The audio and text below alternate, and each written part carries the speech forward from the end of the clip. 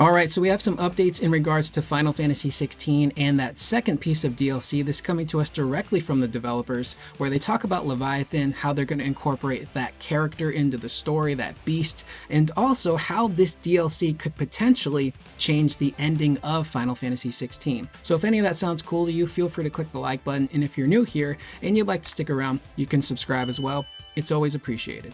So this interview comes to us from Famitsu, and it was translated by Audrey on Twitter. But before we get into that nitty gritty, it was basically confirmed within this article by Yoshi P himself, has officially confirmed that the Final Fantasy XVI development team has officially disbanded. They've all gone their own separate ways. So I'm assuming some people have returned to Final Fantasy XIV. Some people might move on with Yoshi P on whatever their next project is going to be. But that pretty much confirms the end, at least to me, of Final Fantasy XVI. No more DLCs, no sequels, no spin-offs, and again, I do not see them continuing forward with 16 unless Yoshi P and his team are involved. It just doesn't really make sense to do so without them. I am very curious to see what Square Enix's, final impression of 16 actually is. The game came out, sold 3 million copies its first week. They were happy with that number, but I can't help but wonder if maybe they expected more from the game, and maybe that's why they're not continuing on with more DLC, or maybe it's just the fact that Yoshi P is ready to move on, so they're deciding to end things here. And I'm also very curious to see how many people outside of the Final Fantasy fan base did 16 pull in. I know that was one of their big goals of trying to garner a bigger audience and bring in people who hadn't played Final Fantasy before to check out 16, and granted, these are probably questions we'll never get answers to, but I can't help but wonder about that stuff. So moving on to this Famitsu interview, they got to sit down with Yoshi P, Takai, and Kudraka, who is the director of this second piece of DLC. They start off first by saying that Clive, Jill, and Joshua will finally be able to journey together under blue skies, not the purple ones from Primogenesis, which is a really nice change of pace. I get why the skies are purple in the second half of the game, but that purple filter got really old really fast, and I just wanted the option to turn it off. So thankfully, this new area that we're going to explore will have blue skies. Which kind of makes me wonder if story-wise, if this next area is maybe somehow secluded from the rest of Valisthea. Maybe it's like a Wakanda situation where it's protected from the outside world. They've got a barrier up that hides them, and that's why their skies are blue. And maybe that's why they are unaffected by Primogenesis. Secondly, there will of course be mysteries in the DLC, but you will also get to see yet another side of Clive that is almost gentle in a sense after going through all he did up until this point. And for me, that's really nice. I want to add more dimension to Clive, and one of my bigger criticisms of the characters of 16, and this has nothing to do with Ben Starr and the voice actors, I think they're all phenomenal, but I feel like some of the characters lack depth, and it's not there on paper. And for Clive in particular, the moment he presses L3 and R3 to accept the truth, I feel like he becomes who he's going to be for the rest of the game. His development kind of hits a ceiling and it never really goes past that. And again, that's not on Ben Starr at all. Ben Starr does so much heavy lifting with that role and adds so much depth and character and dimension to Clive, and I don't see that character working without Ben Starr. He's phenomenal in that role. But hopefully with this DLC, we get to see a Clive that is maybe unburdened. Maybe he's able to kind of not necessarily go on vacation, but just kind of relax a little bit, not worry and stress about Primogenesis and Ultima, and have a little fun and add some more layers to his persona. Next up, the area where they will venture forth is a very fantasy-themed place, even though this story takes place before the ending of the game. And I think this is where some of that Final Fantasy XIV influence will come into play, because a lot of the world of 16 is very much this medieval, grounded kind of stuff. You don't see too many fantastical themed villages, so maybe that 14 influence is going to seep into here and we'll have a much more fantastical area to explore, and that's going to be very refreshing. Secondly, Leviathan's DLC level of difficulty will be on par, if not harder, than Omega, and even Yoshi P had trouble with it. So that I'm very curious by, because I did play the Echoes of the Fallen DLC, and it's kind of funny because my biggest criticism of that DLC is the same criticism I had of the base game, and that's pacing issues. The DLC itself runs about 3 hours, but that first hour to maybe an hour and 20 minutes is very slow because it's all build up, it's all set up. Go here, talk to this person, go here, talk to that person, travel to this part of the world, talk to these people, chase these people down, you find them, you confront them, but oh no, they ran away, so you gotta find them again. And then once you enter the Fallen Tower, that's when things start to pick up, because it becomes so much more linear and it's more of a straight up action game at that point, which I really appreciated. And I said this in my review for Echoes of the Fallen, and this is going to sound like sacrilege to a lot of people, but I kind of feel like 16 would have benefited from just letting go of all of the RPG elements that Final Fantasy had and just devoted itself to being a straight up level-based action game, which I know sounds crazy, but I think it really would have worked. Get rid of the side quests, or maybe just have a small handful of them per level, get rid of the world map. You can keep the hub area with the hideaway to upgrade your stuff, but then you proceed on further with the next level and then the next level after that. And I think it would have worked, because I look back at the beginning of 16 and the first 2.5 hours are fantastic. And I think the reasons why is because it devotes itself to being a linear action game. There's no RPG elements there. It's all action-based combat. The story flows really well from section to section, fight to fight. And story-wise, it's also a little bit more grounded. Granted, you have these big, iconic summon beasts fighting each other, but there's more of that political intrigue there. It feels more intimate and grounded. And you've got people having these conversations in these dark rooms about these wars and, the relationships between the kingdoms. And there's so much there that's very exciting that I think gets lost as the game progresses, which is unfortunate. And jumping over to the game's difficulty, Omega is probably the hardest battle in 16. It's probably the most fun battle as well. It's a super difficult fight, multiple phases, some really incredible music that goes along with it. I believe it was Soken that probably produced the music in this DLC as well, and the final battle music with Omega is just insanely good. He added another banger to the soundtrack of 16. And the fight itself is what I wanted from the main game. I wanted enemies that were faster, more aggressive, packed a harder punch, and that's what Omega is. He's got different phases and all of these crazy abilities that build upon each other with each phase. And at first it can feel cheap and super difficult, almost like a Dark Souls fight where you're like, I don't know what I'm doing, I'm lost. But if you pay attention and you read the physical cues from Omega and pay attention to its abilities, it becomes more doable. And I only died once in that fight, and it wasn't because the fight was hard. It was a user error situation where I didn't realize in the last phase of that fight that it becomes a DPS race where the arena is closing in on you, Fortnite style, and you have to deal as much damage to Omega as you can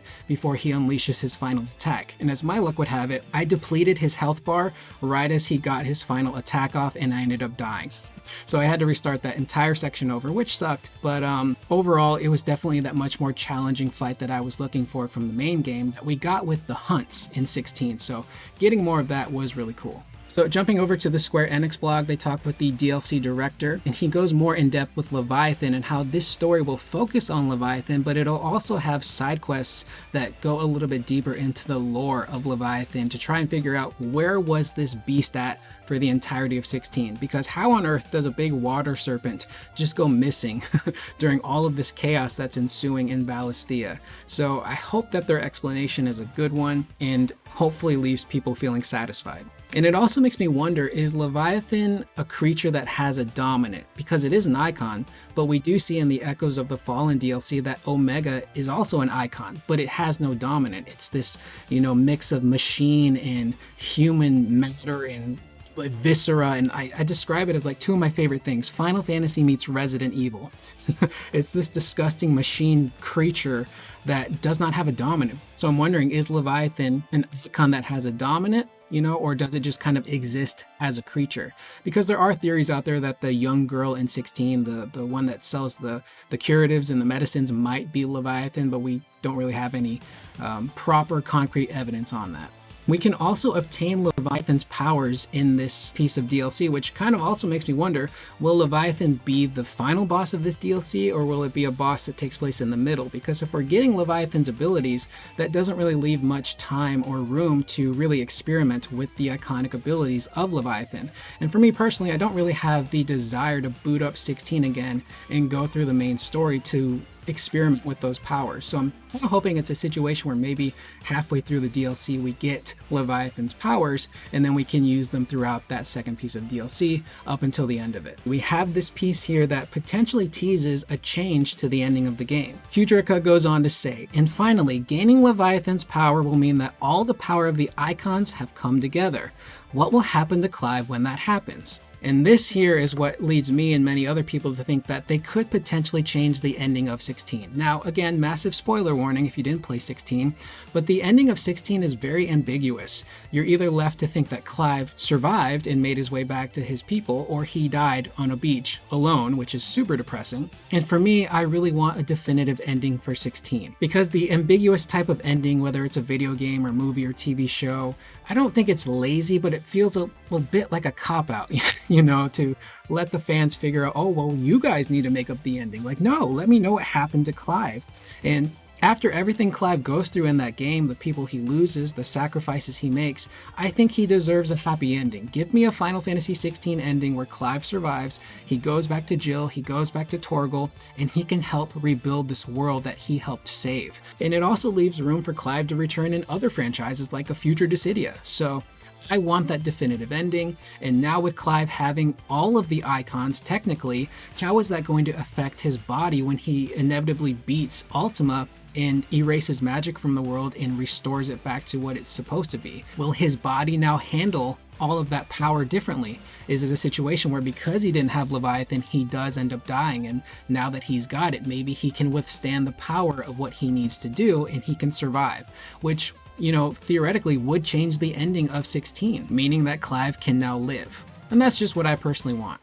And then, of course, there are some theories that happen with the epilogue of 16, where we find out there was a book called Final Fantasy that was written by the name Joshua Rossfield. And there's a few different theories going around. There are some people that think that maybe Joshua survived and he wrote that book to, chronicle his and his brother's adventures, and to kind of like an homage to the memory of Clive. And then over time, that book kind of becomes this like fantasy thing that people don't realize actually happened. Or there's the second theory that Clive did survive and he takes up the name of Joshua and writes this book in honor of his brother who's dead, and to also chronicle his adventure, because there are little Easter eggs dropped throughout Final Fantasy 16 where Clive is talking to people like Harpocrates, and Harpocrates is telling him like, maybe one day, Clive, you should sit down and write about your journey and chronicle all that stuff so you can tell it to people. So it's possible that maybe Clive did survive, and he's the one that goes on to write that book, and he takes up the name of Joshua because he kind of has a habit of taking other people's names.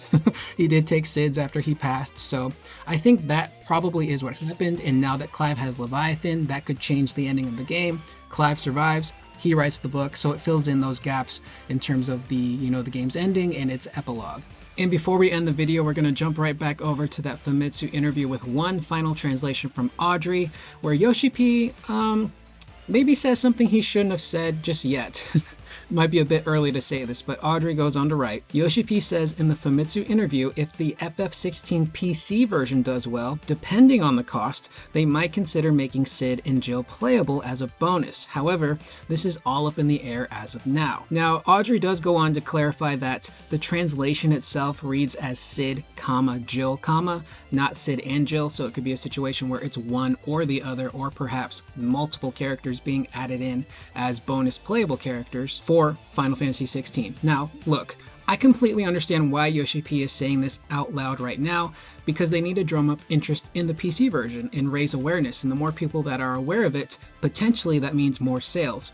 More sales means more money, which means they can go back to the project and add new stuff into it, like new playable characters. But I kind of feel like maybe right now this is something that should have stayed between him, the developers, and Square Enix in private, because now you're creating this kind of unrealistic hope and promise that, yeah, if the PC version does really well, then we'll come back and give you guys more content, when that's not something that is really a guarantee, because as of right now, I don't know how well a PC version of 16 would even sell. The PS5 version did 3 million units in its first week, but since then we haven't had any updated numbers on the sales for 16, and there were some reports that came out afterwards that said that the sales numbers for 16 did decline pretty rapidly after it came out. So no one has concrete info on those numbers just yet, and I don't know if Square will release concrete info on those numbers until maybe that PC version comes out. But I'm just not a big fan of him saying this right now, because now you're dangling this kind of unrealistic, unattainable golden carrot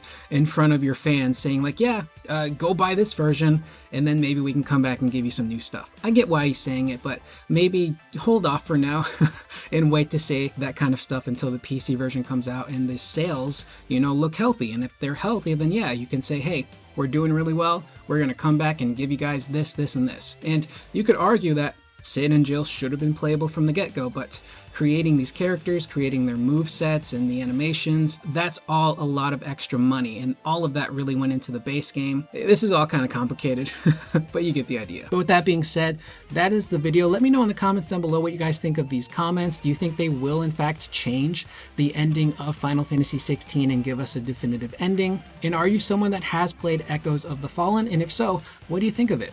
I'm Curious Corduroy. I will see you guys in the next video. Please remember to always be excellent to one another.